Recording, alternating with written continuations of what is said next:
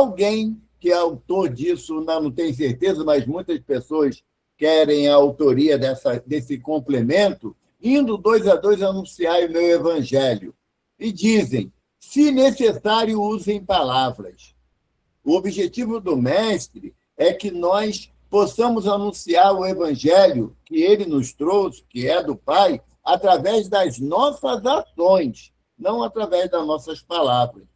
Porque, relembrando uma obra de André Luiz, a obra Entre a Terra e o Céu, no momento onde havia uma dificuldade de compreensão entre uma irmã desencarnada e uma irmã encarnada, onde a desencarnada obsediava a encarnada, Clarencio, que está orientando a obra junto a André Luiz, ele diz que é necessário que chamasse Lucília para ajudar naquela questão. André Luiz questiona, mas o senhor é ministro de nosso lar, precisa chamar alguém? Aí Clarencio fala para André, André, o conhecimento esclarece, mas só o amor transforma. Então, a oportunidade que o Evangelho, através da doutrina dos Espíritos, nos dá é o exercício do amor, não é do conhecimento, não. Temos ainda em nossa mente a frase marcante de Paulo de Tarso, lá na primeira carta aos Coríntios, no capítulo 13, quando ele diz: poderia falar a língua dos anjos e dos homens, se não tiver amor, serei como um símbolo que retine. Então, qual é a proposta do Evangelho? Amar. Mas amar não da forma que ainda eu amo, naquela forma de posse, de manter a pessoa agregada ao meu sentimento e exigir que a pessoa entenda que eu amo e tem que ser da minha forma. E não é assim. Amar da forma que o mestre nos ensina é que amar ao próximo como a mim mesmo.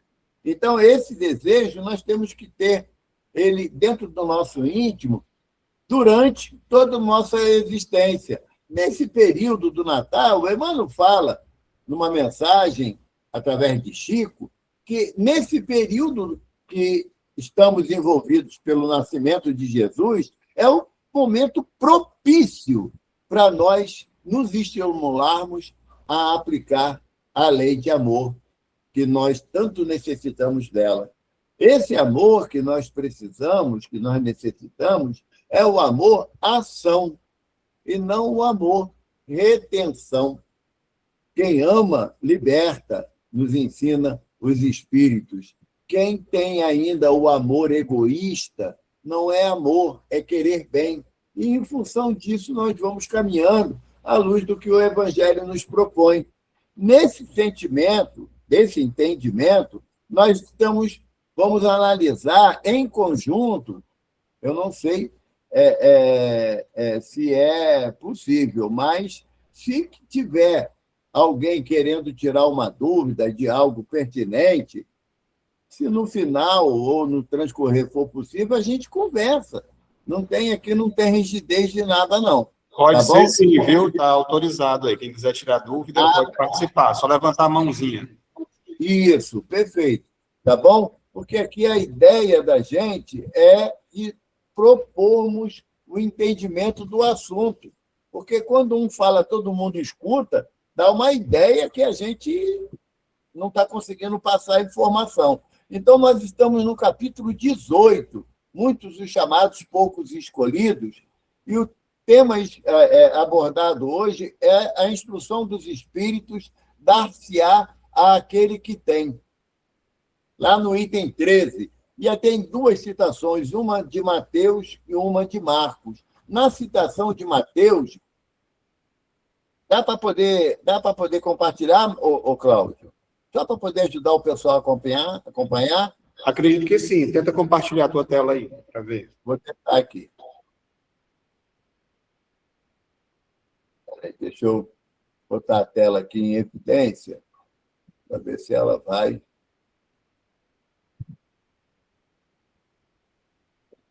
Aqui. Compartilhar. Vamos ver. Isso. Está aqui. Ó. O item 13 nos traz a citação de Mateus, no capítulo 13, versículo 10 a 14, aonde o mestre é inquirido pelos discípulos. Aproximando dele, seus discípulos lhe disseram: por que lhes falas por parábolas? Respondendo, disse-lhes ele: é porque a vós outros vos foi dado conhecer os mistérios do reino dos céus, ao passo que a eles isso não foi dado. Vamos parar por aqui, para a gente poder analisar o que o mestre nos fala. É porque a vós outros vos foi dado conhecer o mistério do reino dos céus, ao passo que a eles isso não foi dado. Algum de nós aqui, que estamos aqui reunidos, somos 33 irmãos reunidos na internet, lá, eu acredito que lá na FREVEM também tem alguns irmãos. Quem de nós aqui tem medo da morte? Medo a ponto de ter pavor, de não gostar nem de falar do assunto. Quando alguém puxa o tema morte, quem de nós fala assim: Deus me livre, que assunto macabro é esse? Que nós, com a concepção que a doutrina espírita nos dá, a fé raciocinada que me dá a doutrina, eu ainda ter medo da morte, significa que a doutrina ainda não penetrou no meu coração a ponto de me fazer o entendimento que o que morre é isso aqui, ó, é o corpo perecível. Eu, espírito, não é meu espírito, é eu, espírito. Eu jamais morrerei, jamais deixarei de existir. A morte é apenas uma possibilidade de transformação para um estágio aonde não sou percebido à luz do plano material. Então, a nós, espíritas, foi dado, como fala Jesus, mais do que aqueles que não acreditam na continuidade da vida após a morte. Então, nesse trecho aqui, eu entendo que Jesus está falando para o Evaldo. O Evaldo foi dado a conhecer que a vida é imortal. Nós somos seres imortais, não eternos. Somos seres imortais. Eternos só Deus. Nós somos seres imortais. E na nossa condição de imortalidade, eu, que sou a essência, eu continuarei a minha caminhada. Então, isso foi me dado a conhecer através do conhecimento que a doutrina espírita nos traz. Não me dá mais o direito de achar que morreu, acabou. Que morreu, como diz os espíritos a Kardec, né? Morto a serpente, fim do veneno. Não é assim. Em relação à nossa condição, nós vamos continuar sobreexistindo ao aspecto da chamada morte.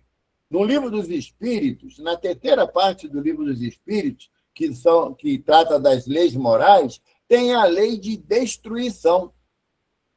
É necessário que haja, a princípio, a morte para que haja a renovação da vida. E os Espíritos dizem a Kardec que, ao invés de lei de destruição, o correto seria ter lei de transformação. Então, nós já temos esse conhecimento que a doutrina nos favorece. Nós já sabemos que a morte não existe. Os irmãos que não têm o entendimento que a doutrina espírita nos faculta, reúnem ainda muita dificuldade desse entendimento e dessa aceitação. Tanto que, quando a gente fala alguma coisa relativo a ter visto um espírito, ter ouvido um espírito, quem não tem ação dentro de uma casa espírita, nos olha estranho. Acha que a gente está meio totoca da cabeça, alguma coisa do gênero, né? Aí alguns ficam até com medo de ficar perto da gente. Eu estava aqui na minha casa certa vez e a tia da minha esposa estava aqui conversando com a minha sogra. E eu estava fazendo uma live. E na live, Joaquim, eu falei assim: nós somos, como diz Paulo de Tarso, acompanhados por uma nuvem de testemunha. Paulo fala isso na carta aos Romanos. E aqui em casa, já que estamos falando do Evangelho, podem ter 300 espíritos assistindo. A tia da minha esposa entrou em pânico. Ela, 300 espíritos aqui dentro, eu vou embora, eu tenho medo dessas coisas. Mas ela não é espírita, ela é católica, ela não tem o mesmo entendimento que a gente. Mas, para nós, a verdade já foi trazida pelos benfeitores a partir da codificação kardeciana. E aí Jesus continua, porque aquele que já tem, mais se lhe dará, e ele ficará na abundância. Aquele, entretanto, que não tem, mesmo o que tem se lhe tirará. Olha, essa afirmação de Jesus chega a dar um frio na espinha. Né, Nadir? Chega a dar um frio na espinha. O que é que eu tenho que mais me será dado e o que eu não tenho, até que eu penso ter, me será tirado? É um discurso mais duro que Jesus traz para nós. Analisa assim: quem tem a fé raciocinada que a doutrina nos propõe, diante dos reveses da vida física, essa fé aumenta. Essa fé aumenta. Quando eu passei pela experiência de uma filha minha desencarnar, a certeza que a doutrina me dá de que a minha filha não morreu, não acabou, aumentou a minha fé. Aumentou também a minha gratidão a Jesus por ter permitido que eu estivesse algumas horas com minha filha antes dela desencarnar. Isso aí é um privilégio que eu me senti assim, é um privilégio. No entanto, eu tive familiar que disse a frase muito triste, mas muita gente ainda pensa assim: eu já não acredito em mais nada. Então, até a pouca fé que a pessoa tinha, ela perdeu por um revés que a vida proporcionou a gente. Como é que a nossa condição, quer dizer, quando a minha mãe desencarnou, meu pai desencarnou, meus irmãos desencarnaram, minha filha, eu vou condicionar a minha fé, a minha confiança em Deus, a partir do momento que seja feita a minha vontade? Não é essa a proposta do Evangelho de Jesus. O Mestre nos fala, no Pai Nosso, que seja feita a vossa vontade, não a minha. Eu não posso dizer que seja feita a vontade de Deus desde que esteja igual à minha. Aí não vai dar certo. A minha vontade é extremamente fragilizada pela minha imperfeição moral. Então, se eu tenho fé e a minha fé é raciocinada, os reveses da vida fazem com que a minha fé robusteça, aumente. Mas, se a minha fé é uma fé cega, se eu tenho fé no Arlindo, que é o dirigente da casa, que ele vai pedir a doutor Bezerra e está tudo resolvido, e não vai estar tudo resolvido, porque doutor Bezerra respeita o planejamento reencarnatório de cada um de nós, então aí a minha fé é diminuída, minimizada. Não, então eu não tenho fé. É nesse sentido que Jesus fala, que até o que pensa ter lhe será tirado. E eu acredito que muitos de nós que estamos aqui reunidos já passamos cada perrengue nessa existência, que quando a gente começa a falar das nossas lutas, né, Regina? Tem gente que fala assim: dou conta não, falar igual mineiro, né? Dou conta disso não. É muita coisa para uma pessoa só. E realmente, eu também acredito. Só que Jesus nos afirma que Deus não coloca fardos pesados em ombros frágeis. Se Deus tem essa amorosidade intensa por cada um de nós, nos dando apenas aquilo que nós temos capacidade de resolver, de enfrentar, né? Ou, como diz o ditado popular, que Deus dá o frio conforme o cobertor.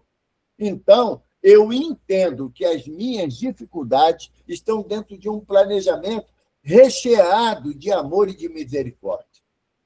De amor e misericórdia. Eu gosto muito de uma frase de Guimarães Rosa, que está lá naquele livro Sertão, Veredas. Ele diz que misericórdia é colocar o coração na miséria do próximo.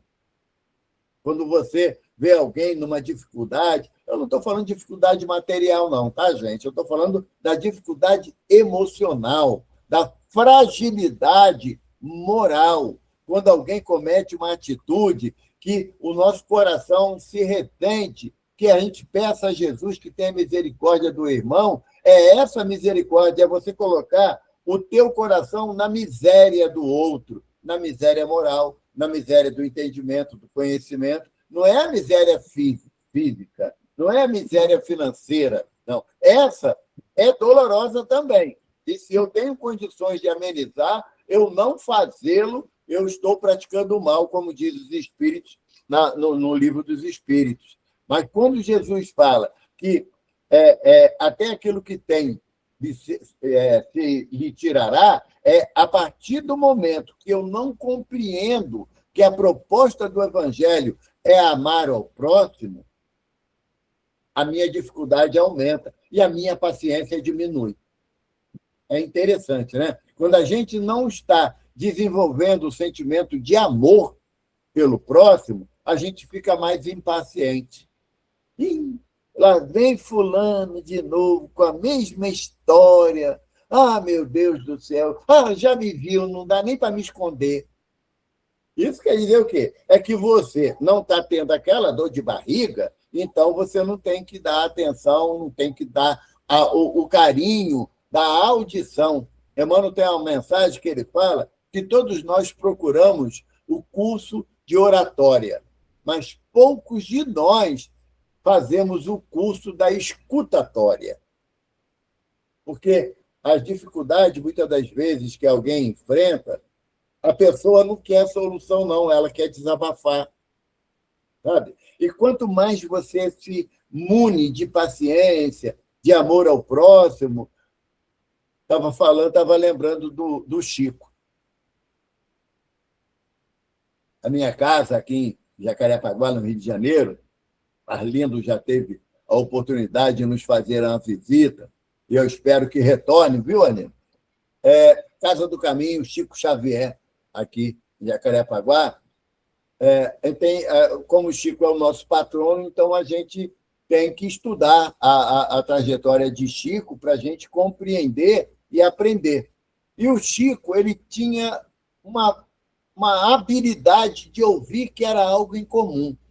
Certa vez, um homem completamente embriagado, sabe, Ana? Completamente embriagado, entrou lá no grupo da prece, lá em Uberaba, mas não aguentava ficar em pé o homem, sabe?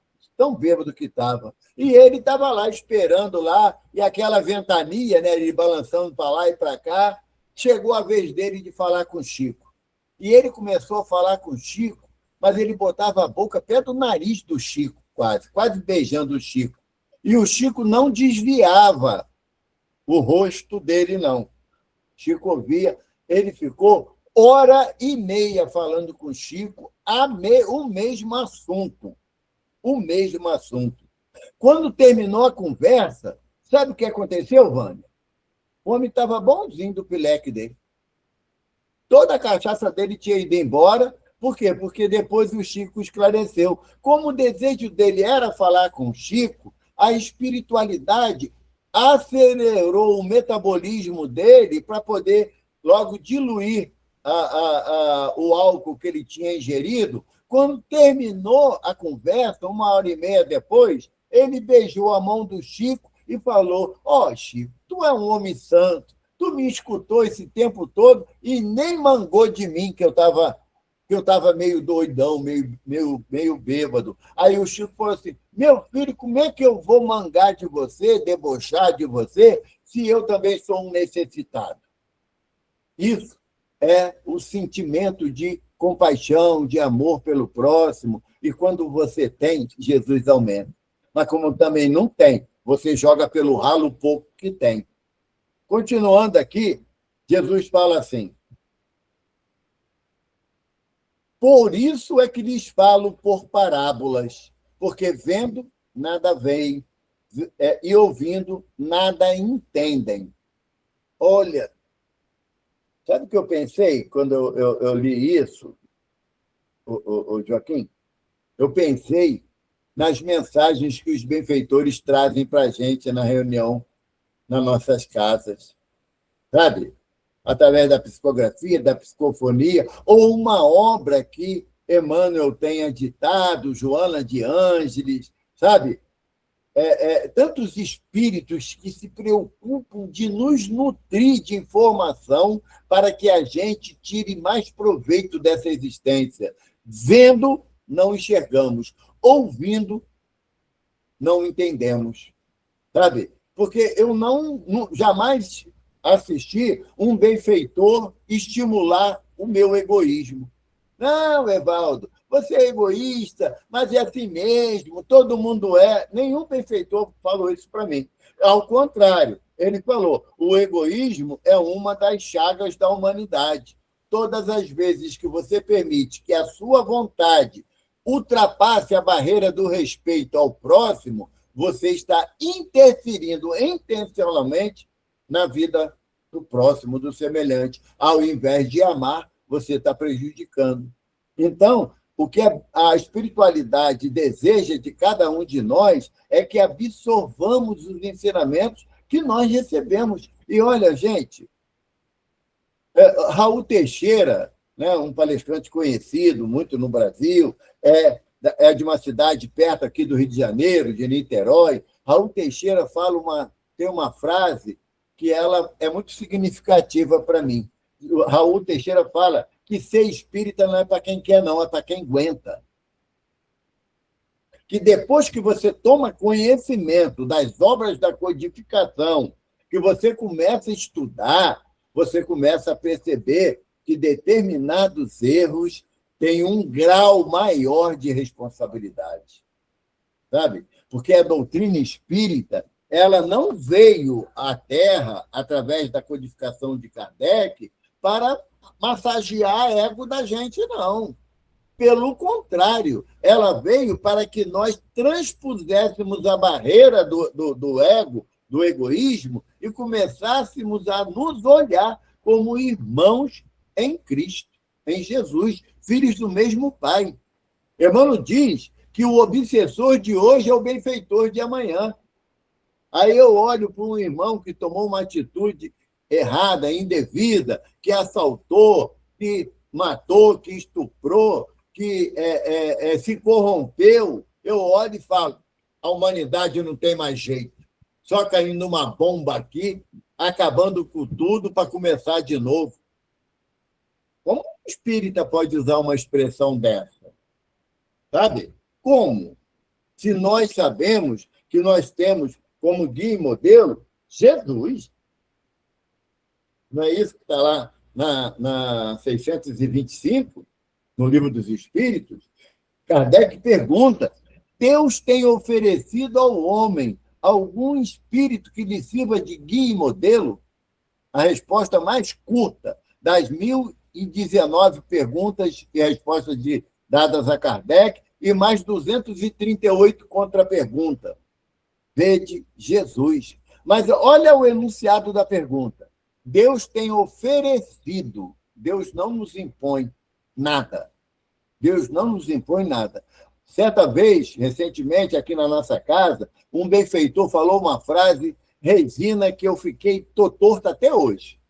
Porque o benfeitor falou assim: baseado nas orientações de benfeitores de altas esferas, nós aprendemos que toda exigência denota uma inferioridade moral. Toda exigência. Não fez restrição. Eu quero que faça assim, porque eu sei que é o melhor.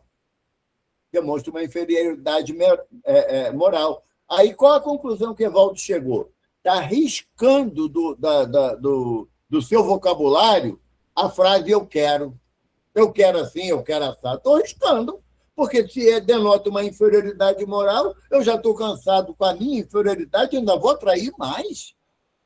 Eu estou cansado com das minhas dívidas de existência anterior e eu vou acrescentar mais.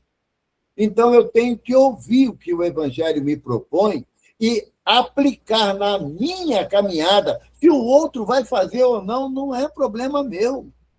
Eu não tenho gerência sobre isso. Não tenho gerência. A finalidade que a doutrina nos oferece é de um entendimento aonde, quando você for chamado para a tarefa da prática do bem, você esteja apto a realizá-la, porque muitos são os chamados e poucos são os escolhidos. O Cláudio, tem pessoa pedindo para acessar a sala. No caso, é minha irmã, Dalva. Se você puder autorizar, eu esqueci de passar a relação anteriormente para você. Desculpa. Então, se eu ainda não estabeleci um critério de aplicação daquilo que o Evangelho me propõe, então eu estou enquadrado nessa afirmação do mestre. Tem ouvido e não ouve, tem olhos e não veem. Então, o que eu desejo... Essa para tentar entrar novamente, que não apareceu a solicitação aqui ainda. Beleza.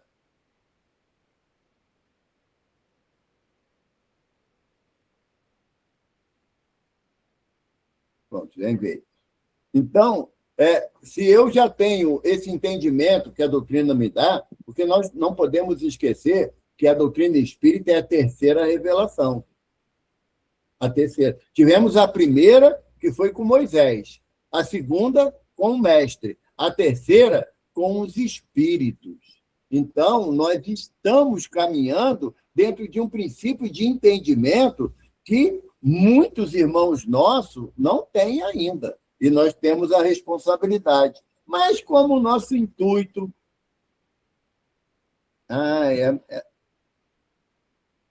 Como o nosso intuito não é facilitar para nenhum de nós, vamos aumentar um pouquinho a situação aí. No item 14, deixa eu compartilhar com vocês, para vocês acompanharem a leitura.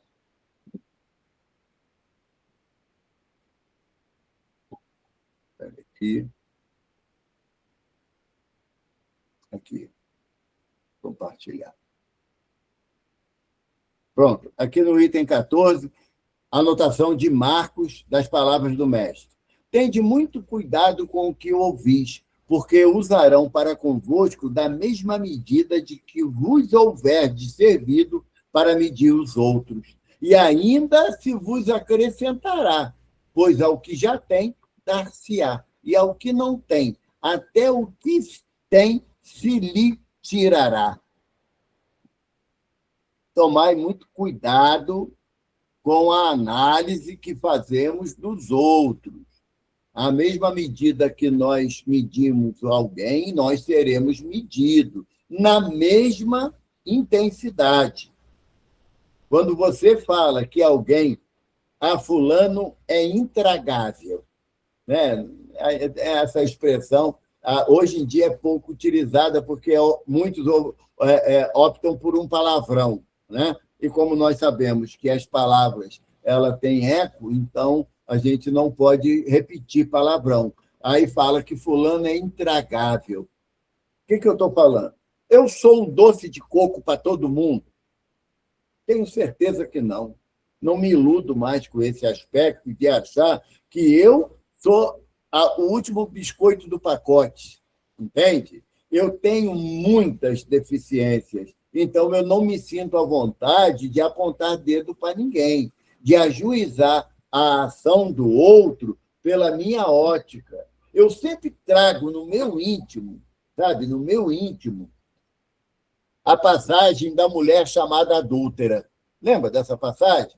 Que levaram a mulher à frente de Jesus, acusando-a de adultério, e Jesus, ao final, Jesus pergunta: onde os teus acusadores? E ela respondeu: foram-se, Senhor. O mestre, exemplificando a compaixão, fala: também eu não te acuso. Vá e não peque mais. Essa frase de Jesus, Regina, toca fundo no meu coração, porque Jesus não está preocupado com o teu erro de ontem. Isso já passou, tu já errou. Jesus está preocupado com a proposta de você caminhar para frente, acertar.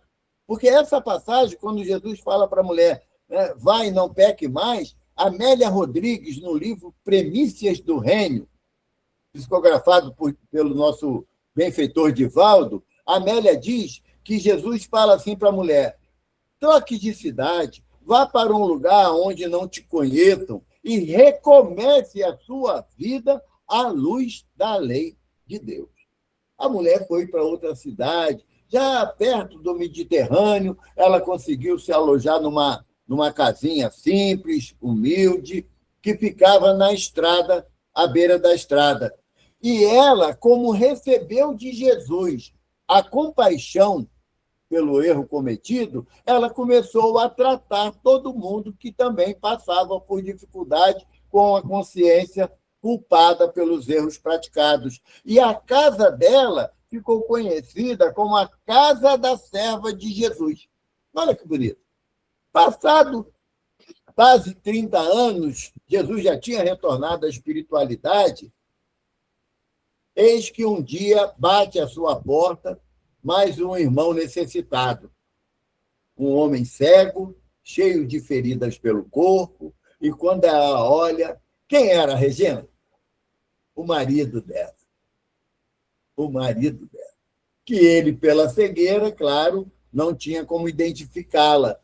E nem pela voz ele lembrava mais que era ela. Mas ela reconheceu ele perfeitamente.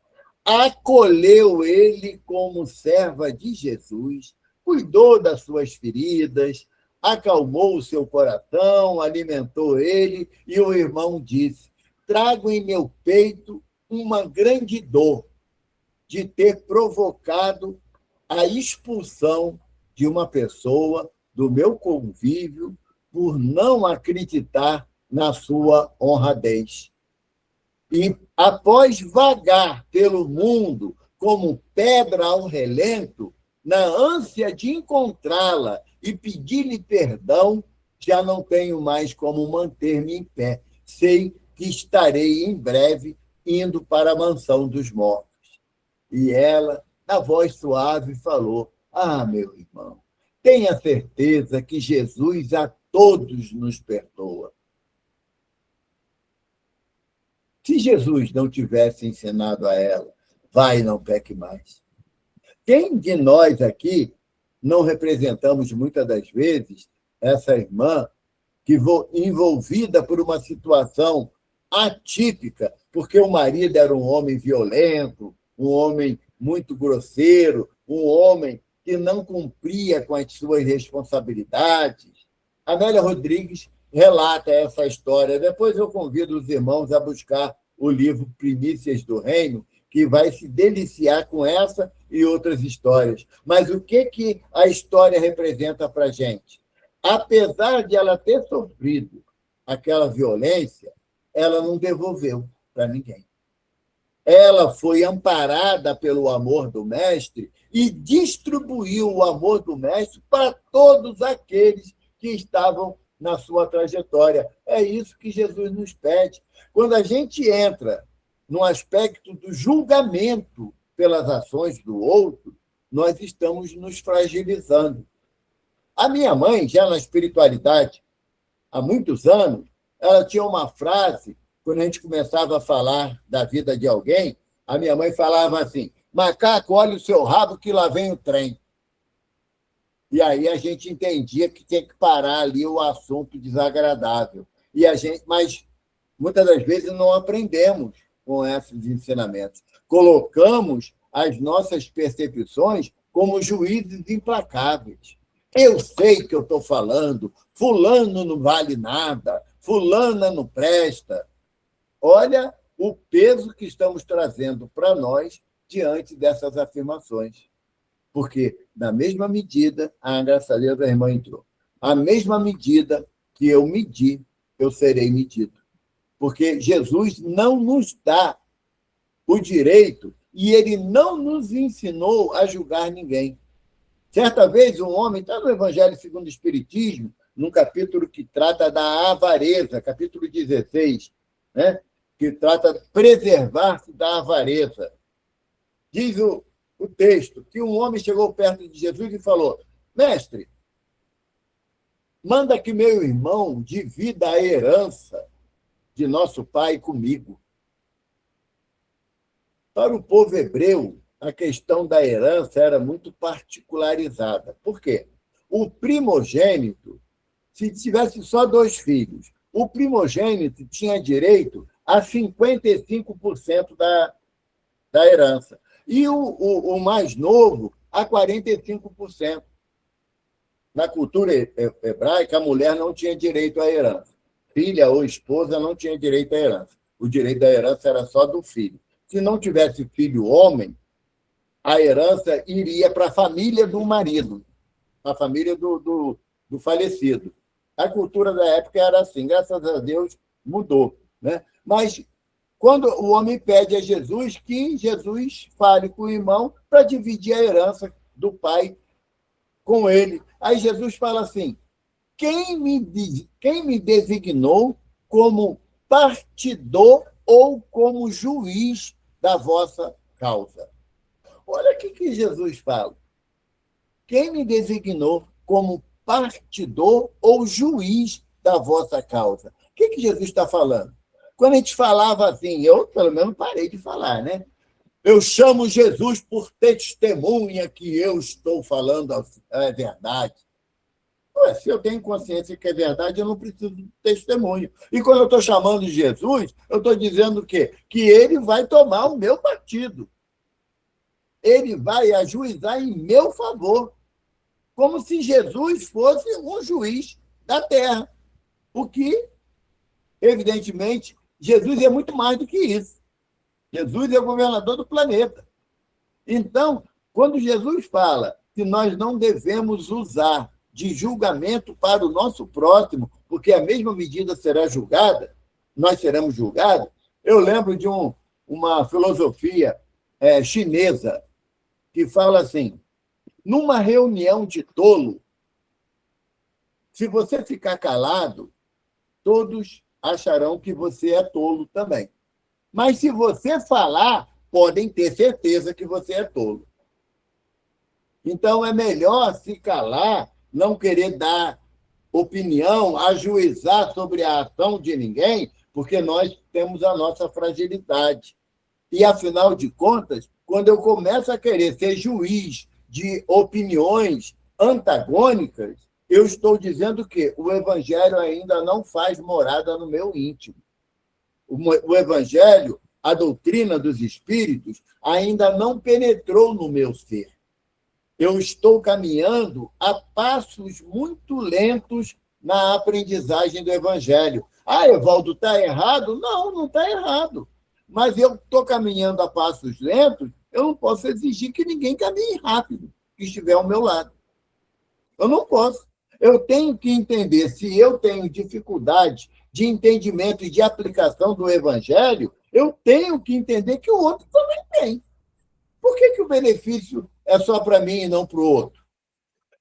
Não, porque eu faço o que é o certo, não é favor nenhum, é obrigação. Viu lá? Lembra lá a lei do dever, que Lázaro traz para a gente no Evangelho, que o dever ele é uma obrigação, primeiro comigo e depois com Deus. Então, se eu estou fazendo o que é o certo, não posso esperar palmas, não. Ah, que bacana, o Evaldo agora está tentando não falar mal de ninguém. Parabéns, parabéns, não. Eu estou fazendo o que me é devido, o que a lei me propõe. E nesse aspecto do que a lei me propõe, eu tenho que ser executor da lei que Jesus me trouxe.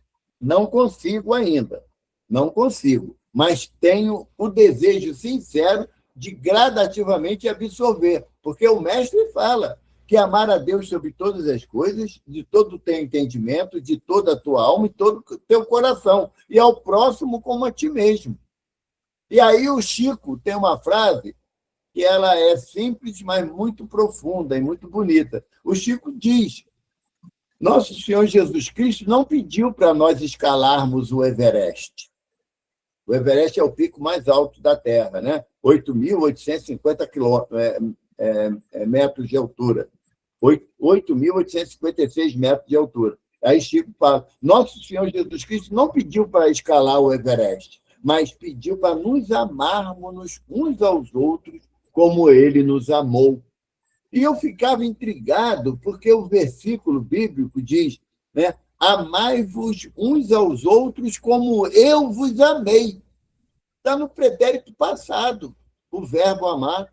Por que será? Porque o mestre não tem mais nada para ensinar a gente, não.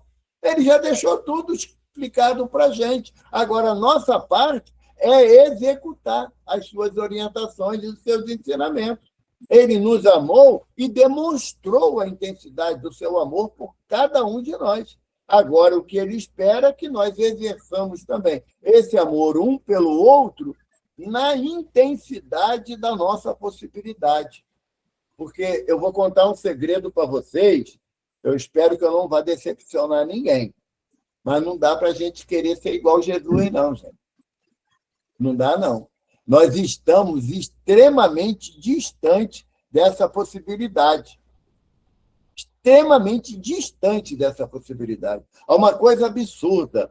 Uma coisa absurda. Porque eu estava analisando uma frase de Emmanuel, que está lá no A Caminho da Luz. Emmanuel diz que os sistemas solares que Jesus fez a sua evolução não existem mais. Aí eu fui analisar na ótica tão necessitada de Evaldo. A ciência humana diz que um sistema solar dura, em média, de 12 a 15 bilhões de anos. Então, como eu gosto de fazer conta, aí eu estabeleci para o Evaldo que, se Emmanuel fala os sistemas solares, é mais de um, certo? É mais de um sistema solar. Então, para poder facilitar a minha vida, eu estabeleci que foram 5 sistemas solares que Jesus fez a evolução dele, de espírito simples e ignorante até Cristo. Tá? 5 sistemas solares. Há 12 bilhões de anos cada um, 5 vezes 12, 60 bilhões de anos. Está perto para a gente. Não é? Está perto. A gente já está... Pelo que diz Emmanuel também no mesmo livro, nós estamos no 2º sistema solar e ainda nem acabou. Ainda nem acabou. Ainda existe. Né? Então, o processo de evolução, de progresso moral nosso é lento, mas é constante. É constante. E nessa lentidão, embora constante, nós temos que compreender que se eu erro, e eu encontro justificativa para o meu erro. Porque a Gisele falou uma coisa para mim que eu não gostei, eu joguei tudo em cima dela mesmo. Falei um monte de verdade para ela. Ué, então eu também tenho que estar apto a ouvir um monte de verdade. E eu quero? Não mesmo. Não mesmo.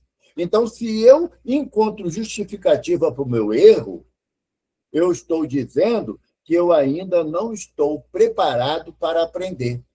Porque Emmanuel, de novo, né, no Consolador, Emmanuel diz para a gente que a consciência é um juiz incorruptível.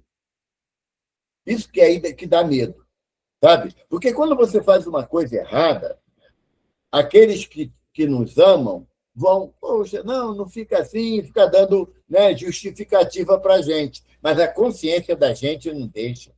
A consciência fala, tu pisou na bola mesmo, você já é useiro em vezeiro de fazer isso, você não se emenda, a nossa consciência não alivia. Não alivia. Da mesma forma, quando você comete uma ação, que aquela ação, no teu coração, ela foi bem feita, pode todo mundo falar que você está errado, que você mantém o teu equilíbrio e você continua em frente. Porque, na realidade, quando o Chico fala que nós temos 2 passos que nós damos para a nossa existência dar errada. 2 passos para a nossa existência dar errada. O primeiro passo é agradar todo mundo. Não vai dar certo. Não vai dar certo. O segundo passo é que todo mundo me agrade. Também não vai dar certo.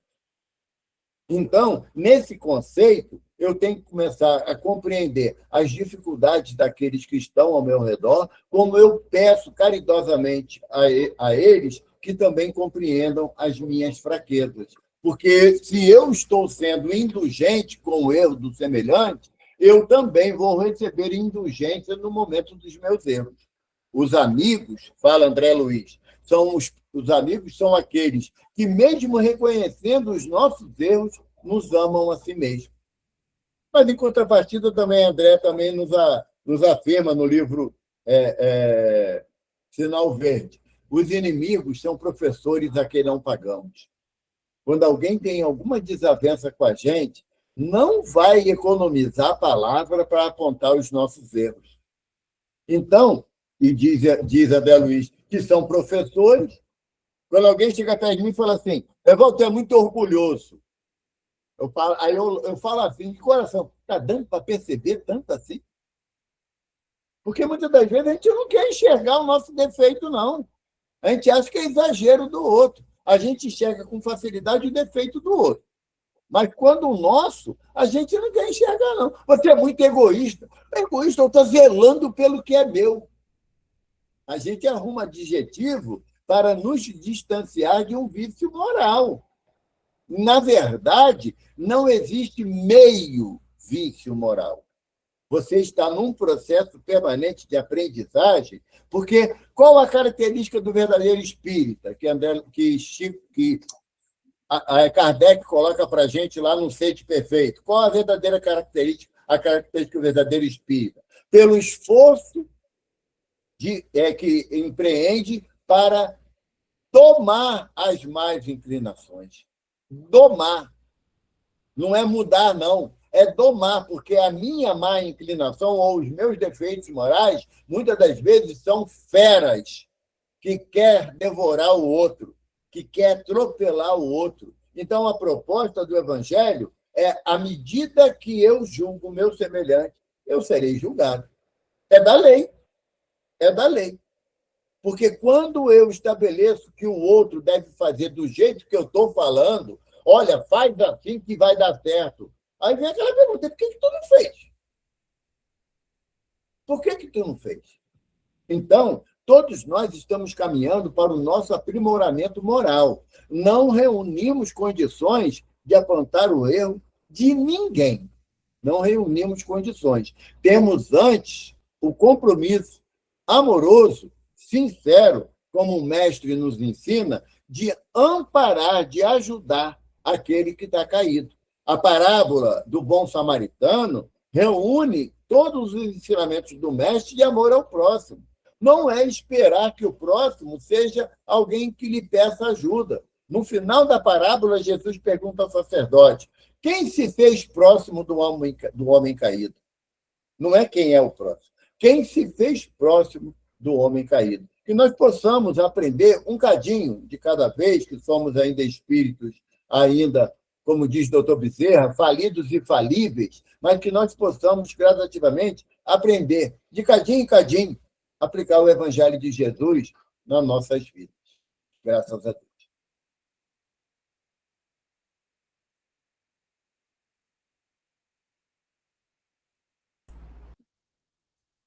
Ok.